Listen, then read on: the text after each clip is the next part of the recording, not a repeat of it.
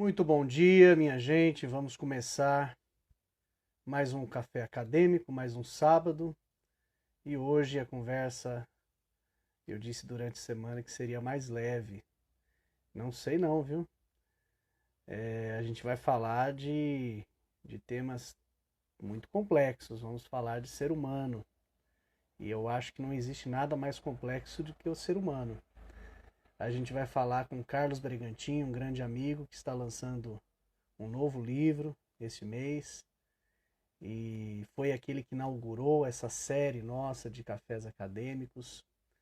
E infelizmente aquela primeira não foi gravada, a gente não tem registrada, mas foi o primeiro. Mas hoje ele está aqui com a gente novamente, já está chegando. Ele é rápido, ele faz acho que umas 30 lives por dia, esse cara. Vamos lá.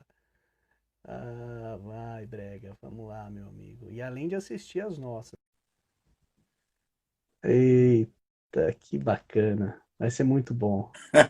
Ô, mano, 30, eu não sei não, se você viu 30, aí. 30 lives por dia, não.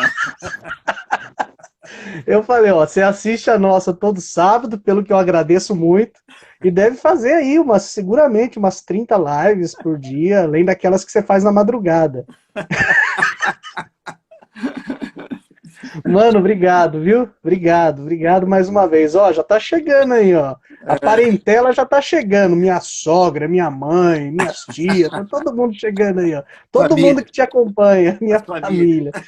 E o pessoal que te conhece, o pessoal que te ama, que sabe do teu valor, da tua importância.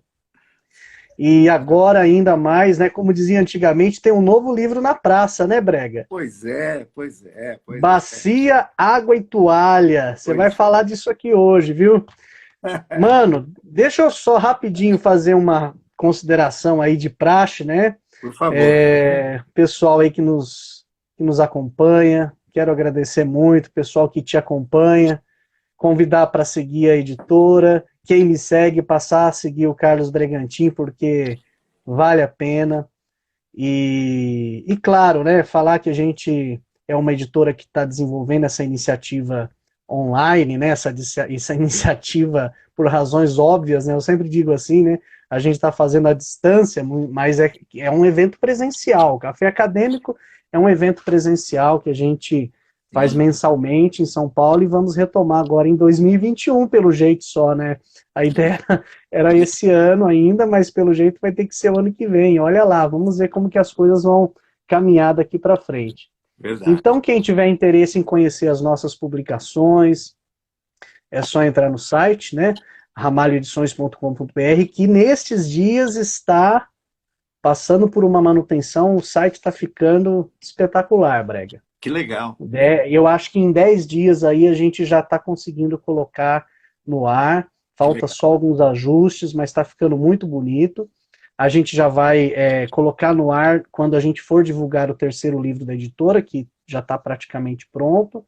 É um livro do professor Marcos Horácio, sobre o Barroco Mineiro, que inclusive esteve conosco numa live algumas semanas atrás, né? Sim, O nome delícia do, o de lá. nome do livro é o Palácio de Deus e o Templo do Rei. E Excelente o enquanto título. e foi uma Excelente. conversa muito bacana, Foi né? muito boa, foi muito boa. E tem os outros, né, que nós já lançamos, né? O do Chevitarese, Jesus no Evangelho do Discípulo que Jesus amava, e Uhum. Princípios de Psicologia da Religião com Everton Maraldi. Então, quem tiver interesse nos livros, por enquanto, nesses dias que o site ainda continua fora do ar, é só mandar um WhatsApp que a gente manda o livro, né? É 99313-6343, São Paulo, né? 11. A gente sabe que tem havido aí um pouco de demora para os livros chegarem, né, Brega? Você sabe disso, né? Inclusive, você tem mandado aí centenas de livros toda semana e realmente tem havido uma grande demanda e ao mesmo tempo uma demora por conta Sim, das greves e tudo. sim. Mas vai chegar, o pessoal tenha paciência que os livros vão chegar, tanto os meus da editora como os do Brega. Então Chega. fique calmo, seu livro chega, tá bom? Calma. Mano, considerações iniciais, né? Você dispensa qualquer apresentação para quem te acompanha, né? A gente sabe, mas assim, eu queria que você novamente falasse um pouquinho aí da tua trajetória, do teu trabalho. Você é um mentor, né? Eu gosto de dizer assim que você é um mentor de espiritualidade, né?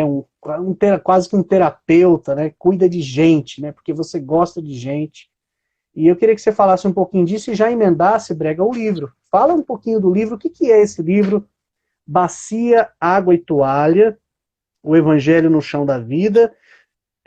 A gente, talvez algumas pessoas estejam, não é um tema acadêmico, pode não ser, mas você sabe, né, que textos como esse são objeto de estudo na academia, né, tanto entre cientistas da religião, antropólogos, sociólogos, historiadores, e posso garantir, li já o seu livro, e daqui a pouquinho ele vai estar sendo analisado aí pelos universitários. Vamos lá, Brega, manda bala, é com você, senão eu fico falando aqui e não paro mais. Bom, primeiro, bom dia a você, querido amigo Jeff, beijo na Aline também, e na sua sogra, Marli, né, que passou a estar perto aqui, né, desde a primeira live. Né, e tá sempre aí. Eu vou dar bom dia para Ana Tereza e para Ananda, que estão aqui na sala, e as duas simbolizarão os demais queridos e queridas que nos acompanham aqui no dia a dia, nas lives e no dia a dia. A Ananda é a nossa assessora, né? Eu vou falar dela, mas eu vou deixar um pouquinho mais para frente. Eu tenho algumas coisinhas para falar dela, mas deixa para depois. Vamos lá. Então, bom dia, um ótimo sábado para todos vocês, onde quer que vocês estejam. E desejo que logo, logo, quem sabe, tenhamos sábados normais, né, Jeff? Sábados normais, né? Você estava falando do café acadêmico, eu estava tentando me lembrar quando foi o primeiro que eu fui, ainda lá no ambiente da editora Vida, ainda. Verdade. Mas acho que final dos anos 90 ou começo dos anos 2000? Não chega tanto. Final dos anos 90 eu ainda estava... Você era muito menino. Mas foi em 2005 o primeiro. 2005. Então 2005. Já é tempo suficiente. Exato. Aí a gente fez até 2008, né, lá no ambiente da editora. Sim. Aí depois eu me desliguei, fizemos... por nossa conta, né, Brega? Fizemos alguns lá na Vila Mariana, eu acho que até 2009, 2010, né?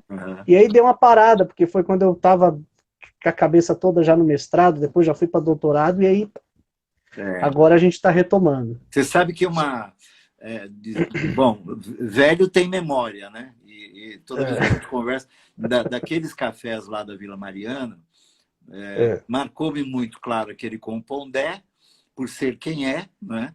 Mas assim... E foi o último, né? Foi, né? Acho que foi o último. Foi o último. Foi o último. Mais que todos, Milton Schwantz. Era espetacular. Marcou-me profundamente. Até porque acho que foi por tua conta até que eu fui buscá-lo em casa, levá-lo e tive chance. É verdade. Um pouco mais, assim, mano... Foi inesquecível, inesquecível. Eu sou grato a você por ter me colocado em contato com ele, com a obra dele, né, com o pensamento dele, e depois, em outros momentos até, né? Já está em outra dimensão, não mais aqui entre nós, né? Mas sou grato, muito grato a você, até porque em todas as vezes que estive presente no Café Acadêmico, presencialmente, acresceu muito a mim. E essas lives, né, que você tem feito, quero dar meus parabéns públicos aqui. Obrigado. Pelo modo como você tem conduzido temas os mais variados, né? A altíssimo nível, né? Eu fico aqui tentando alcançar, né? Tem hora que a conversa vai...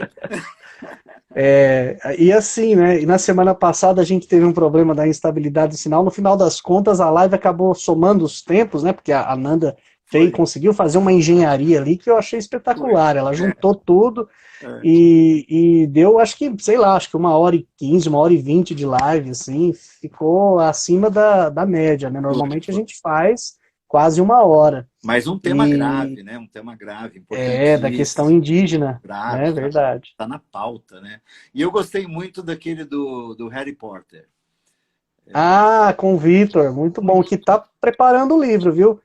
Muito bom. Daqui uma semana aí, duas no máximo, ele tá me mandando o livro, vamos ver. Muito bom. Bom, com tudo isso eu digo assim, né? Recomendo, né, as lives do Café Acadêmico com meu amigo Jeff, vale muito a pena, e toda a obra que ele tem produzido a partir da editora vale muito a pena. Não é só porque é meu amigo, mas é porque vem com muita qualidade.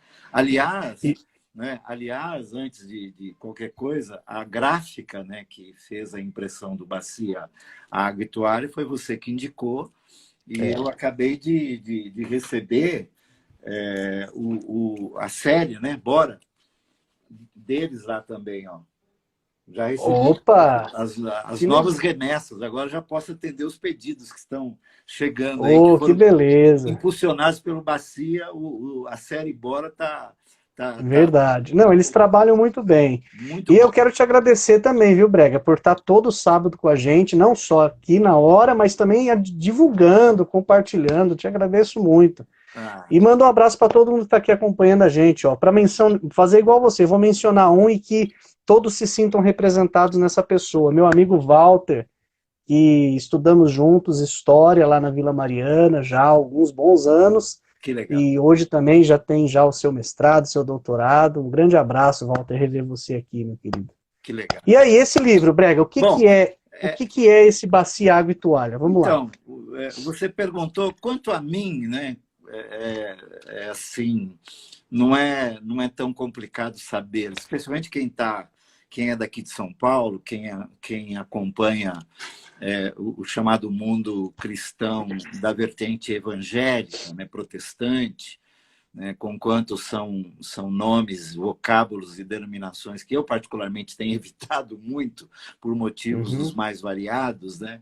Mas eu sou desse universo, né? Eu sirvo neste universo, né? da chamada igreja da vertente evangélica, protestante. Minha origem é batista, né? Desde de bebê praticamente, cresci, me formei e fui ordenado no contexto da Igreja Batista, que é uma igreja protestante, histórica, não é?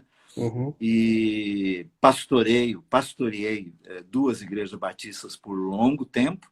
Depois trabalhei na equipe pastoral de uma delas também.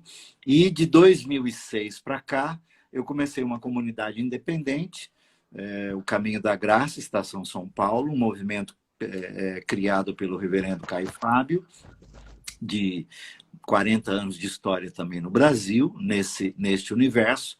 A ideia desde lá foi botar os olhos e abrir os braços para receber o que nós entendemos já naquela época como feridos de guerra, não é? Aqueles que vinham se ferindo no universo religioso, todo o universo religioso, né, provocando danos, né, no espírito, na alma e até no corpo, né, de muita gente, nas relações, enfim.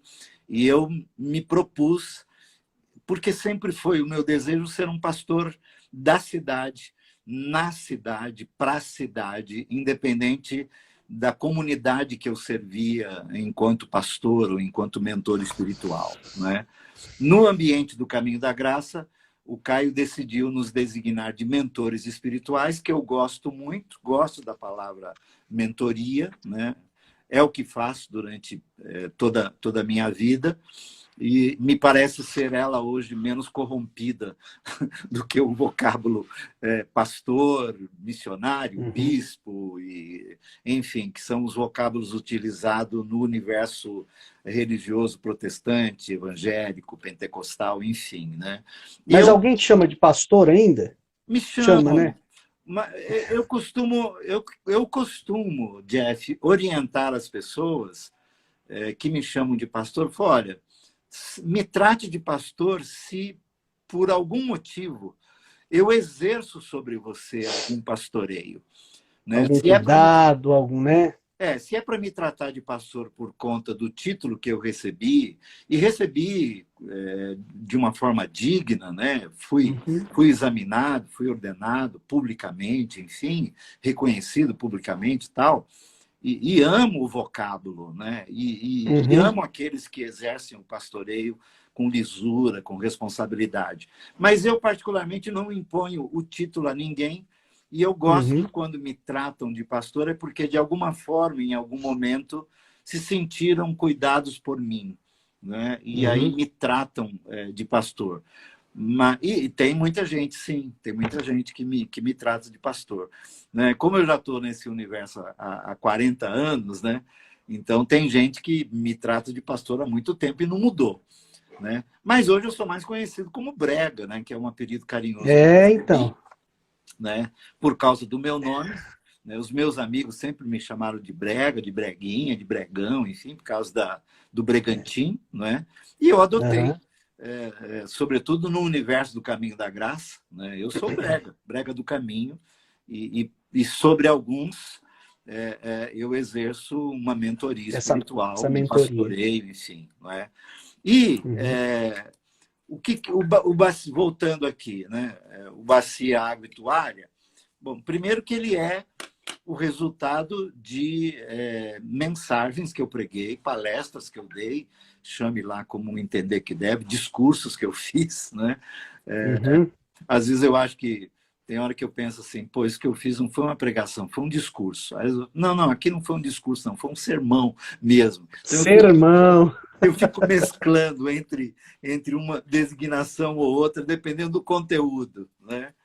Mas foi no carnaval do ano passado, eu fui convidado por uma comunidade de irmãos queridos lá em São Luís, a Igreja da Colheita, que é dirigida pelo Bispo Renato e alguns amigos pastores, não é? E lá eles me deram um tema que não era esse aqui, né? Não era Bacia, Água e Toalha. O tema era Jesus de Nazaré e a sua jornada, né, diária, né? E, sobretudo, o tema era a ideia de quando ele sobe na montanha, onde ele se transfigura, né, no tal momento da transfiguração, né?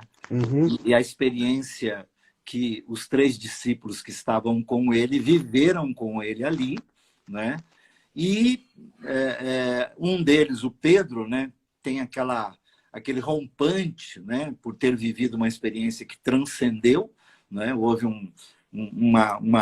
eu costumo dizer assim, né, Jesus abriu um portal ali, de modo que eles tiveram um acesso ao passado, né, a Moisés e a Elias, e com ele ali presente, e o Pedro tem um rompante, achando que aquele ali seria o melhor lugar do mundo para ficar, não é? E o Senhor desce daquela dimensão transcendente e os convida para descer a montanha e dizer, a vida está acontecendo lá embaixo e é lá que eu quero que vocês atuem, né? E eu fiz uma narrativa, uma preleção, a partir dessa narrativa. A partir dessa narrativa, né? Tá. Os meus queridos Marcelo e Renato, que estão aqui, já vi a Renata aqui na sala, eles pegaram o material gravado, né? O Marcelo ouviu o material e falou, Breg, isso aqui dá um livro maravilhoso, é um texto, ele, né, achou que seria um texto interessante para repercutir, né, em livro, né? E eu falei, bom, eles são os meus editores, né? Vocês mandam, né? E eles fizeram esse trabalho de transcrição. E compilação, transcrição. O Marcelo e a Renata decidiram pelo título, não é? Porque durante as minhas preleções, eu me refiro à noite da quinta-feira, quando Jesus janta com seus amigos mais íntimos e lava-lhes os pés, não é? E há alguns entreveres ali entre eles, né? O próprio Pedro novamente reage, do tipo, não, Senhor, eu não sou digno disso e tal. E Jesus diz, Pedro, hoje você não entende, um dia você vai entender, mas eu sei porque que eu estou fazendo isso. E ele diz assim, e queria até que isso ficasse como uma espécie de recomendação minha para vocês, isto é, façam isso pelo mundo. E eu sempre entendi aquele ato de Jesus ali na quinta-feira como um lava-pés da humanidade, né? Jesus lava os pés da humanidade ali. Ele usa os amigos que estavam ali, um deles já o tinha traído, né? Mas este, inclusive, também tem seus pés lavados, significando dizer que por Cristo não tinha a menor importância o caráter, né, dos seus amigos, né? Eu acho lindo isso em Cristo, né? Diz, os meus amigos são humanos, que de quando em quando eu digo isso, né, para alguns que vêm falar comigo sobre alguns amigos meus, né? Porque fulano, né, teu amigo e tal. Eu falei, então, meus amigos são humanos, não são anjos. Eu já vou, me permita te cortar porque você tocou num ponto agora, Por Brega, que é o favor. seguinte. Eu vejo isso muito nos seus textos, nas suas postagens e desde que te conheço. E é por isso que eu mantenho com você essa amizade, essa proximidade até hoje também. Entre tantas rupturas que eu vivi, né, nesse mundo do qual eu também fiz parte,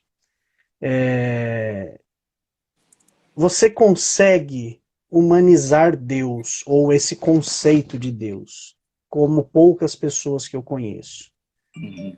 E é uma coisa que eu gosto muito. E aí eu destaquei alguns trechos, talvez aqui 5 ou 6 trechos, para pedir para que você explore um pouco. E o primeiro está logo na página inicial, na página 21.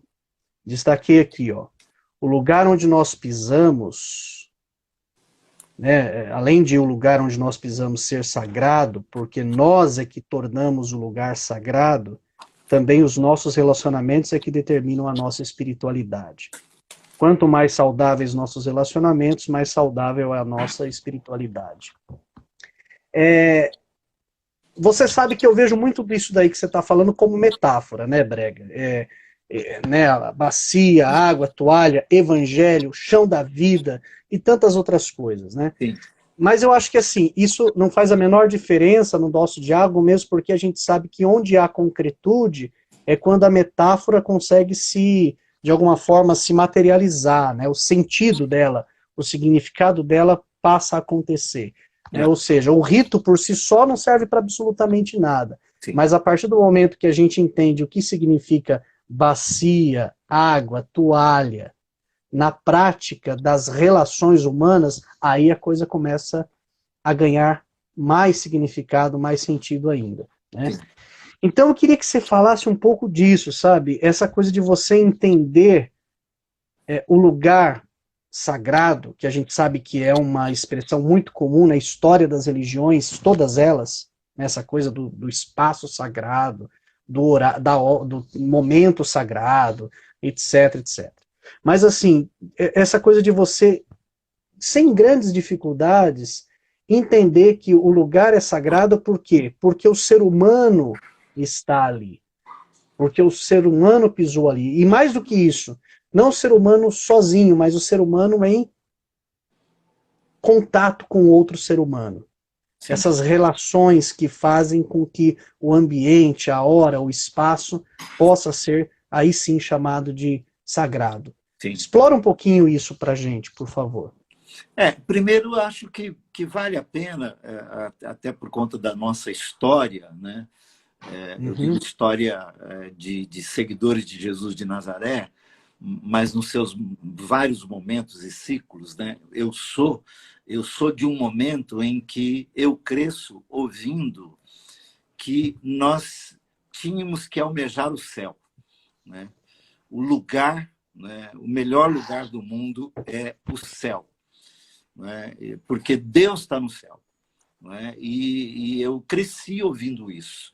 E eu, obviamente, muito provavelmente, quando eu tomei minha primeira decisão, né, que talvez tenha iniciado um processo de conversão à fé, né, e não necessariamente ali, mas um processo, né, que eu entendo que eu estou ainda nesse processo de várias conversões, né, a ideia era o céu. Esse mundo aqui não vale nada, aqui está tudo perdido, e nós temos que ir para o céu.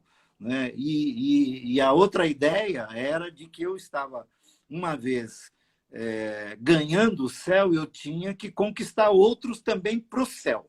né? E o final era o céu. O céu era Uhum. o grande lance dos que, naquela época, tomavam decisões abraçando a fé cristã, essa coisa toda, né? Só que ao longo das nossas jornadas e da minha jornada, e lendo, assim, sempre que falo em aprofundar alguma coisa, falando com você ou com acadêmicos, eu sempre tento me colocar no meu lugar, né? Porque eu nunca aprofundei tanto, né, na academia quanto aprofundo nos relacionamentos, né? De Uhum. ir às últimas consequências.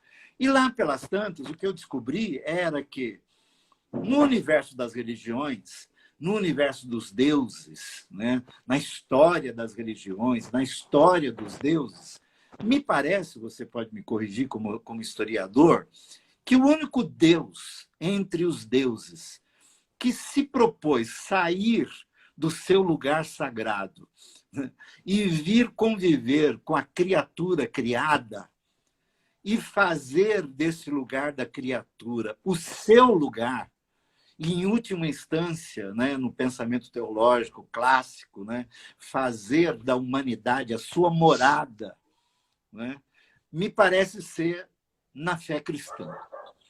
E isso, na verdade, me encantou profundamente, mas fez com que eu rompesse com o céu dos crentes, né? Uhum. Em algum momento eu rompi com o céu dos crentes. Eu disse, não, eu quero o Deus que está no céu, né? Mas o Deus que quando imaginou-se, né, se relacionar com a criatura, não o fez de outra forma, senão vivenciando todo o processo da humanidade, até mesmo a partir do útero de uma mulher, né? E a partir daí vive toda a experiência humana em tudo aquilo que a humanidade e que um ser humano pode viver. Então, isso sim atraiu-me profundamente. Então, primeiro isso, né? Eu entendo que na fé cristã você tem um Deus que considera espiritual a humanidade.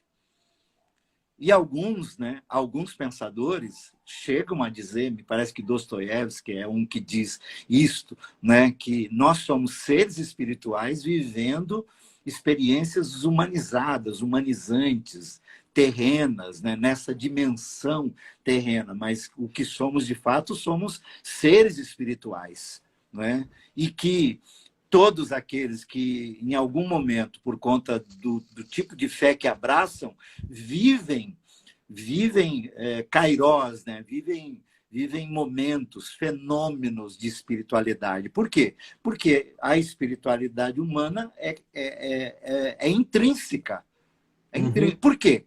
Porque o Criador decidiu se humanizar. Então, para mim, não há espiritualidade mais, eu diria assim, mais profunda, né, do que aquela vivenciada aqui, onde nós estamos hoje. Até mesmo aqui. Nas Até relações. mesmo aqui, né, nesse Ainda que assim ambiente, virtualmente, diante dessa situação, né? até mesmo aqui, entendeu? Então, assim, esse a partir desse entendimento, né, que eu considero o calibre da minha espiritualidade diretamente ligado aos meus relacionamentos, a mim mesmo, né? A mim mesmo, como me relaciono comigo mesmo, como me relaciono com o meu próximo, o mais próximo meu hoje, a Lau, que está aqui na sala, e os meus filhos com quem eu tenho convivido, mas com qualquer um,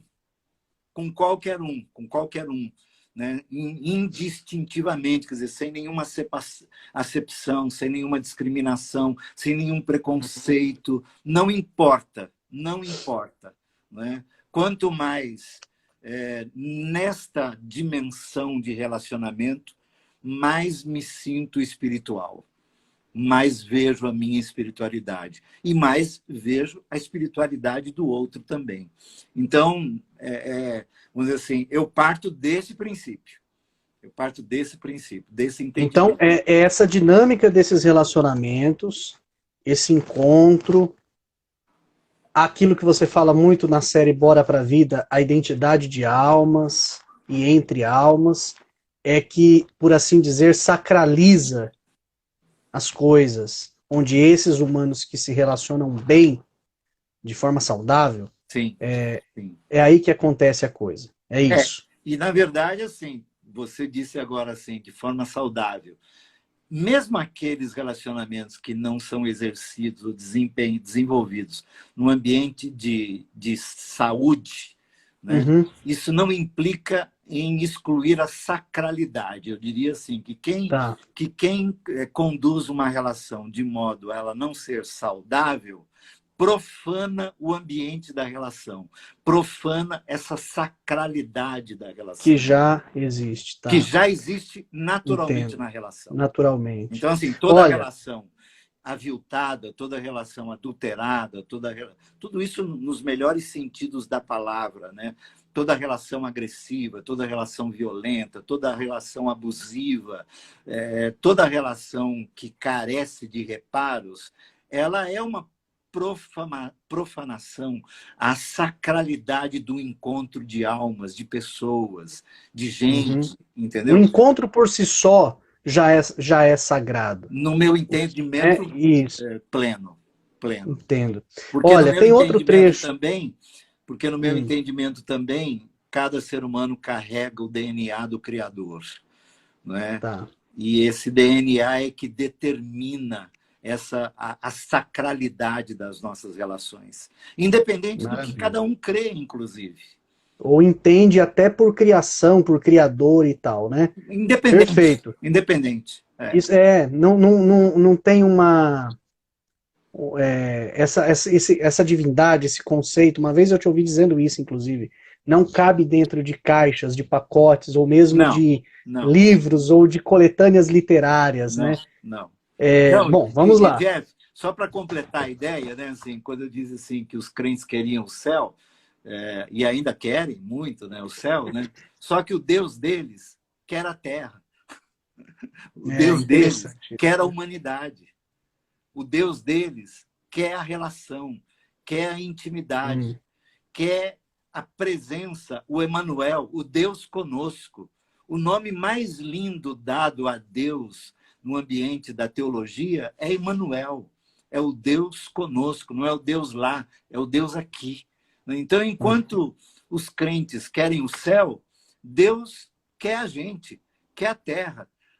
E o céu é a presença dele, independente de se aqui ou em qualquer outro lugar, se a gente quiser pensar no céu como um lugar, como uma dimensão, alguma coisa Bom, assim. olha só, já que a gente está falando nesse aqui, eu É, vou ler um pequeno trecho que está na página 33 e termina na 34, e vou emendar a pergunta, porque eu vou falar de uma coisa que está aqui. sei, Já que você está falando desse Deus daqui, sei. e que está buscando quem estar aqui, que quer estar aqui, eu acho que tem tudo a ver. Eu não sei, mas penso que estou dizendo isso a gente feliz. Alguns precisam ser avisados de que já são. Você já é. Pare de gastar energia, pare de fazer contas, pare de fazer planos, de fazer uma pauta para a vida que só leva você a cansaços absurdos de mente, de alma, de espírito e de corpo. E comece a desfrutar do topo da montanha, como um feliz nesta terra. Tomara nós todos limpemos nossas lentes e ajustemos o foco, de modo a vivermos e agirmos daqui por diante como felizes da terra. Enfim, aí você vai explorando mais uma vez o conceito de humanidade, né? Você fala de quando em quando dão valor à sua própria humanidade, essa coisa da espiritualidade cada vez mais humanizada, e de quanto mais humanizado estou, mais espiritual eu fico, sem perder essa dimensão de que nós compomos os bem-aventurados da terra. Você está falando, então, daqui. Sim, E uma das coisas que nós mais buscamos aqui é uma palavrinha que a gente tem tanta dificuldade às vezes de definir, porque ela é, de fato, muito, na minha opinião, muito plural. Ela tem várias possibilidades de significado, e eu queria saber qual é o significado mais apropriado para você para essa palavra. Felicidade. O que é felicidade, Brega? para o ser humano. Eu gosto muito de uma definição que a primeira vez que eu ouvi da boca do Ed René Kivitz. Não, mas já ouvi essa fala de outros também. Mas eu gosto muito que felicidade não é o lugar onde se chega, mas é o jeito como se vai, né? Felicidade é o caminho, né? É a jornada. E quando eu estava falando o que eu disse e que você leu aí, eu estava sim pensando nas bem-aventuranças. Porque o bem-aventurado é aquele considerado feliz ou mais que feliz. E feliz, porque a razão pela qual eu disse que deveria deixar de procurar, porque a ideia é, o dia que eu chegar lá é que serei. E eu estou dizendo assim, não, você já chegou, dependendo do modo como você vive, dependendo do que você crê, em quem você crê, e o modo como você desempenha a sua jornada, você já chegou.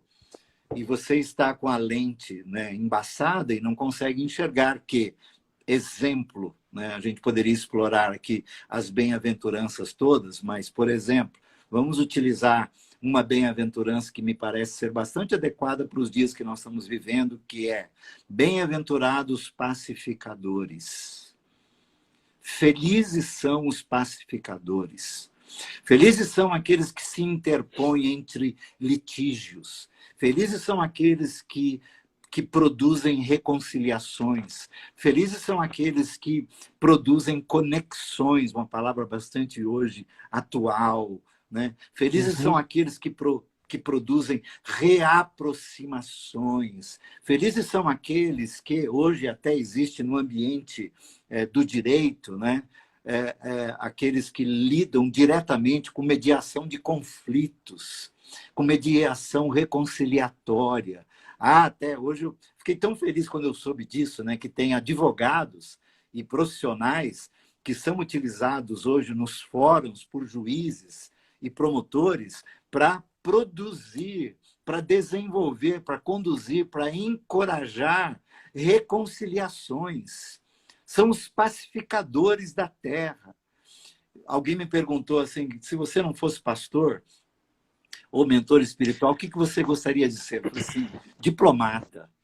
Ô Brega, eu vou tocar num ponto delicado agora. Diga. Mas às vezes... Você é um provocador. A bem-aventurança, a felicidade, ela, dependendo da gravidade, ela não está na reconciliação, ela pode estar na ruptura, no rompimento, não é? Sim, sim.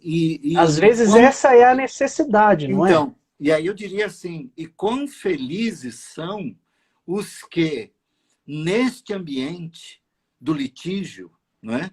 Do litígio, não é? Da indisposição entre, né? Felizes são aqueles que encontram a equação devida que, não em poucos casos, significa diáspora, significa divórcio, significa cisão, significa rompimento. Não tem a menor dúvida disso. São felizes. E mais felizes ainda são aqueles que, uma vez identificando essa necessidade, se dão ao trabalho do cuidado posterior. Porque nos rompimentos sempre há dor. Às vezes a dor entre, né, e nos que estão no ambiente do rompimento, mas às vezes a dor fica mais no outro, em um deles. E o pacificador, o reconciliador, o mediador de conflitos, ele não atua apenas no ápice da questão de promover o acordo e a assinatura, não. Ele supervisiona o caminho seguinte, os trajetos seguintes, a jornada seguinte, ele se põe ao lado, né? Ele se coloca como escora, como escora. Não há, eu diria assim, não são poucos aqueles que, em processos como estes de ruptura, precisam de escoras, porque se fragilizam, se vulnerabilizam. E os pacificadores bem intencionados, que lidam com imparcialidade, né? Sabem identificar quando que precisam continuar fazendo o caminho com alguns, até que esses se ponham de pé e sejam devolvidos para a vida. Então, assim, estes que exercem esse tipo de ação no mundo são felizes. A maioria não sabe. Por isso que eu disse, né? Por isso que eu disse assim, alguns precisam ser comunicados, né? Precisam ser comunicados. Olha, isso que você está fazendo, né? Estas ações, e isso acontece, Jeff, não necessariamente nos ambientes religiosos, porque quando se lê as bem-aventuranças, e quando se lê o texto bíblico, e quando numa conversa como essa, a tendência é, tá vendo? Você está seguindo o que a Bíblia diz, então você é feliz. Não! Qualquer pessoa em qualquer lugar do mundo que promove a paz é um bem-aventurado. Qualquer promotor da paz é um bem-aventurado. Em qualquer lugar, em qualquer circunstância. Não precisa usar o nome de Deus, a Trindade, o nome de Jesus, carregar o emblema de uma igreja. Aliás, hoje em dia, a Bíblia na mão.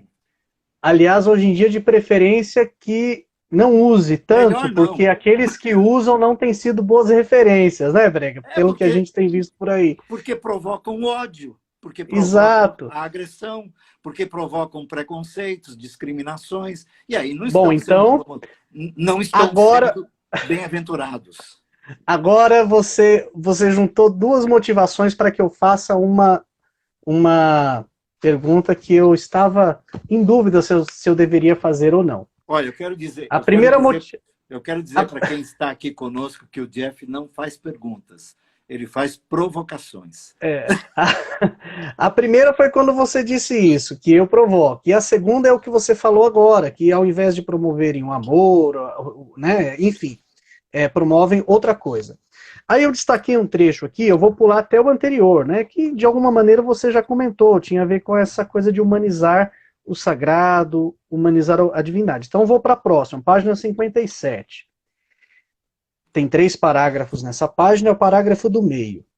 Eu acho que quando nos reunimos, o fazemos para ganhar essas impressões e reforçar nossas crenças, ideias e ideais, e afirmar aquilo que já temos aprendido, para que na hora em que retomarmos a pauta, a agenda da vida, não nos esqueçamos que somos convidados por sermos felizes e levar ao outro, ao próximo, a qualquer próximo, em qualquer lugar, em qualquer situação, aquilo que é absolutamente grave para a humanidade, o amor.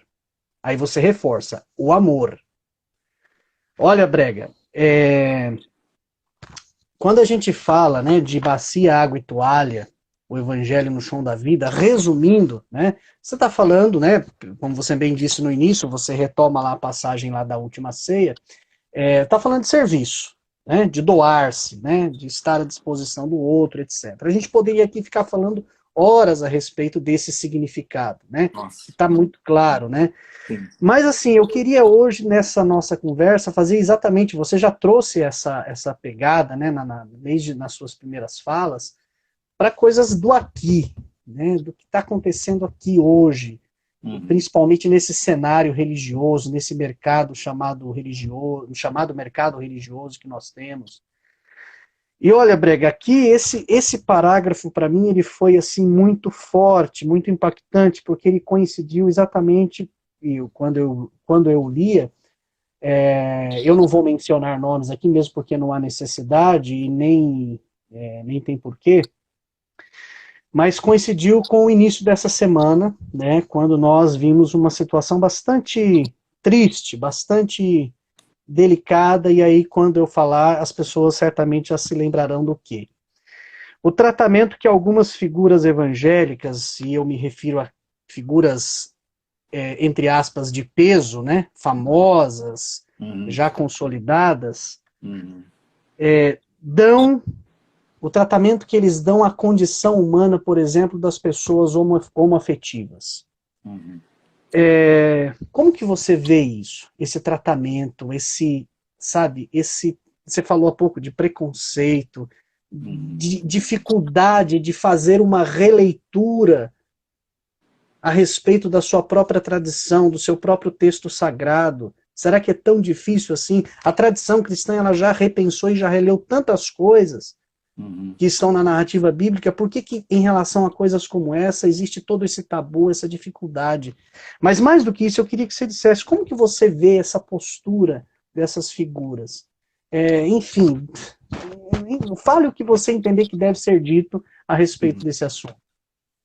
Olha, eu parto do seguinte princípio, Jeff. Boa parte dos religiosos, e falando da nossa seara, da minha seara, né, que tem a ver com os religiosos ligados ao universo do cristianismo, não necessariamente da fé cristã, mas do cristianismo, né, enquanto religião, enquanto uma das maiores religiões do mundo, né, do planeta, de que o evangelho ele é para aqueles que têm mais ou menos a minha cara, né? Que são mais ou menos parecidos comigo, que levam a vida mais ou menos como eu, não é? E que eu lembro de uma expressão antiga que eu deixei de usar há muito tempo antes de qualquer dessas nossas conversas aqui, que era assim, tinha uma expressão entre aspas, só falta ser crente. Lembra dessa expressão? Você lembra o que implicava a pessoa dizer isso? Só falta ser crente? O que significava? O que significava isso? Significava que ele era homem, hétero, eu diria que assim, branco, marido de uma só mulher. Os filhos dele eram filhos assim que não fumavam, não bebiam, não dançavam, todos trabalhadores, todos estudando segundo os ritos, enfim, iam à igreja de domingo, mas só faltava ser crente, isto é, faltava ir numa igreja evangélica, levantar a mãozinha, ser batizado e ser incluído entre os bons da terra. Tudo que precisava ele já tinha. Já tinha. Inclusive, muitas vezes, o moralismo, o machismo, a homofobia, etc. Ele não transgredia, não roubava, não fumava, não matava, não dançava. Na minha época tinha essa coisa de beber, fumar e dançar, inclusive, essa coisa toda assim, que só falta ser crente. Isto é, só falta ir na minha igreja, no horário do meu culto, quando o meu pastor estiver pregando, e quando ele fizer apelo naquele horário, cantando o hino tal, ele vai lá na frente, então agora sim, ele merece o céu. Cara, isso ainda domina a mente evangélica.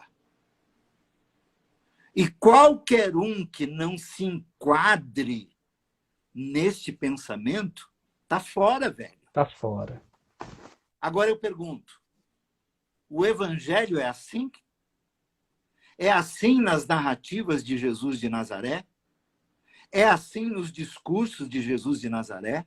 É assim no dia a dia de Jesus de Nazaré? Houve alguém a quem o Senhor tenha recusado? Houve a quem ao Senhor não tenha dispensado o cuidado e o amor devido? Inclusive, aqui vou dizer assim, inclusive, porque há aqueles que hoje, no afã pela justiça, creem que os que são injustos estão fora também, que não merecem a graça. E não é assim. Os injustos também são alvos da graça. Porque não há quem mereça a graça. Aliás, a graça é para quem não merece. Perdão é para quem não merece, não é para quem merece. Perdão é para quem não merece. Perdão é para quem não é digno. Perdão é para quem não presta. Perdão é para desgraçados. Perdão é para gente ruim. Perdão é para gente do mal. Então, esse Cristo... Inclusive essas lideranças evangélicas, né? Sobretudo. Todas elas. Inclusive, esse Cristo, Esse Cristo que só abraça a gente, que só falta ser crente, não é o Cristo do Evangelho. O Cristo do Evangelho abraça qualquer um, e lava os pés de qualquer um. Lavou o pé de Pedro, lavou o pé de Judas, que já o tinha traído por 30 moedas. E como disse alguém outro dia, né? Pô, Jesus poderia dizer, pô, me vendeu por pouco, hein? Me vendeu por pouco. Não podia ter sido um pouco mais, mas ele lava os pés do Judas e permite que o Judas coloque o pão no vinho dele, que tinha uma simbologia naquele momento e no aspecto do judaísmo, que era emblemático. Esse é o Cristo. Por isso é que ele diz assim, quando alguém me pergunta, pô, Brega, mas e o que a gente faz com os presos? Jesus diz para visitá-los. Jesus não diz para soltá-los. Jesus não diz que eles não devem estar lá. Jesus não diz que não devem cumprir suas penas segundo os delitos que têm cometido, segundo as leis de seus países, etc, etc. Não, Jesus não diz isso. Jesus diz assim, visite-os. Visite-os. Seja quem for. Seja quem for. Qualquer um desses, inclusive aí, que foram parar na cadeia, a mim me cabe visitá-los com água, bacia e toalha e levá-los, segundo o que eu entendo no Evangelho, ao arrependimento, isto é, a mudança de pensamento. Tá. Ô Brega, eu entendo eu tô Desculpa, entendendo eu o que estou você está pregando aqui. dizendo. Desculpa. Eu tô entendendo o que você está dizendo, mas assim, eu só tenho um pouco de receio com o seguinte, de Sim. essa ideia não acabar dando a entender que uma pessoa homoafetiva, por exemplo, pelo fato de ser homoafetiva, é uma pessoa impura. Porque ela está vivendo em impureza. Não, e é isso que está no discurso desse povo que nós tínhamos falado. Não tem nada a ver. Eu sou tão impuro diante de Deus quanto ele. Ou ela. Ou quem quer e que fique claro que o que você está dizendo é que a impureza dele não está no fato de ser homossexual ou heterossexual. E nem eu que é o que dizem esses que os condenam. Sim, sim. Não é? É isso? Sim, absolutamente. Mas o que eu quero saber de você também, assim, eu queria que você, né, a gente já está faltando 6, 7 minutos, mas assim, que você falasse como que você vê essa postura o que essa liderança precisa mudar, o que eles precisam para pararem de serem dessa forma? Será que isso nunca vai mudar? Você acha que isso é...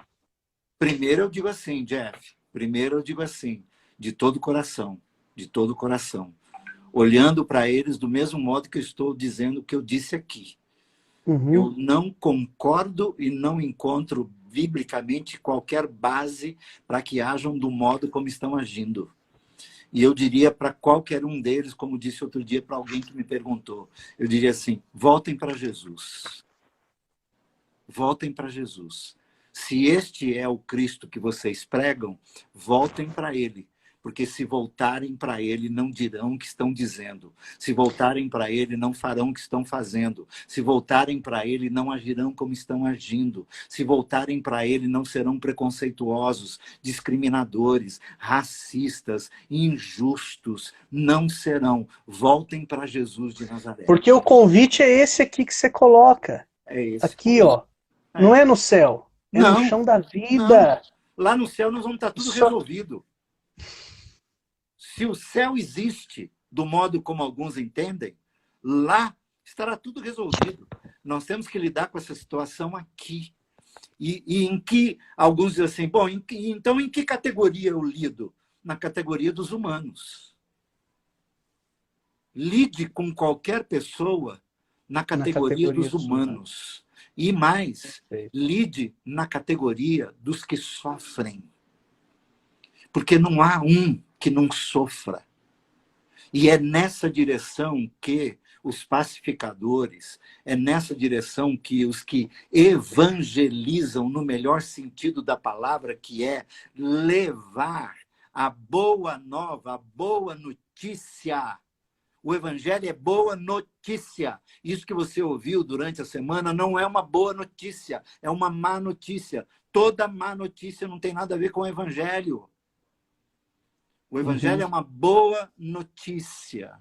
É uma boa mensagem. Perfeito. Brega, 5 minutos a gente tem e eu vou jogar aqui a última provocação, meu amigo. Não, eu prometo que agora é mais tranquilo. Não é nenhuma provocação, é um fechamento mesmo. Eu Sim. destaquei o último parágrafo do livro, que diz assim: eu estou reprovado, por isso preciso de bacia, de água e de toalha.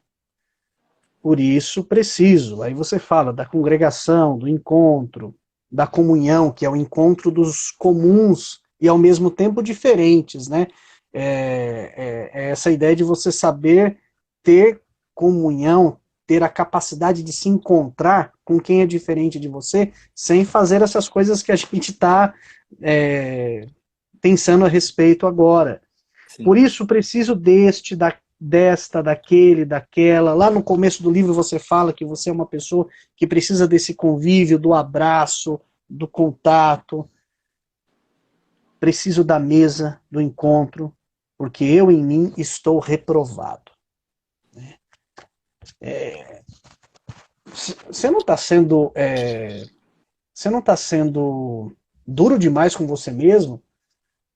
Porque você na sequência até explica, tudo bem, você por ser um mentor de tradição cristã e tal, da herança, né, cristã, você fala, no meu exame estou reprovado, mas quando olho para a cruz, ali estou aprovado. Eu entendi. Mas, ao mesmo tempo, esse estou reprovado, essa ênfase, não é forte demais? Eu acho que ela precisa ser. Eu acho que ela precisa ser. Porque todas as vezes que nós utilizamos esse tipo de aferidor, né, o Paulo, o apóstolo, fala aos irmãos de Corinto sobre a ceia: examinem-se, né, a si mesmos. Né? E todas as vezes que nós nos dispomos a autoexames, autoconhecimento, aliás, uma palavra muito utilizada atualmente, quer dizer, a viagem para dentro, né? Para mim, o pior que pode acontecer é eu fazer essa viagem para dentro e vir para fora arrogante, soberbo. Aí eu vou para cima de quem eu entendo que não se compara comigo. Agora, quando eu faço esse mergulho para dentro... É uma introspecção para olhar, né? O outro. O outro. O outro. Tá. Que eu não posso desprezar nunca, nunca, pensando na minha saúde física, espiritual, emocional. Eu não posso desprezar o outro. Agora, se eu faço essa viagem para dentro e volto arrogante, eu já diminuo o outro. Eu já entro rasgando para cima do outro. Agora, quando eu faço essa viagem com um aferidor rígido, que é a lei, a gente pode usar a lei de trânsito, Jeff. Se você pode fazer uma viagem de 1.000 quilômetros seguindo, né, ipsis literis, todas as demarcações e placas e instruções e tal, né? E aí você chega no seu destino, por exemplo, você chega a Brasília, que a cada 10 metros tem um radar. E você está tão fascinado, né, com Brasília que você não vê o radar e passa, em vez de 30, você passa 32 e tem um policial logo em seguida e ele para você. E aí você diz assim: policial, eu viajei 1.000 quilômetros, eu segui a risca. Falei, então, mas aqui o senhor não seguiu, aqui o senhor está errado, aqui o senhor está reprovado. É esse aferidor. Esse olhar para si para olhar para o outro, né? Esse olhar para si para poder olhar para o outro. Não tem como. E aí, no meu pensamento da fé cristã, quem é que me aprova?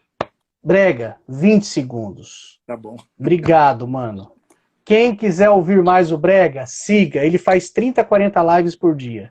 Eu só faço uma por semana. Beijo grande pra você, meu amigo. Olha, quem quiser, é só entrar em contato com o Brega que ele manda na hora. Obrigado, mano. Beijo. Valeu. Tchau. Obrigado.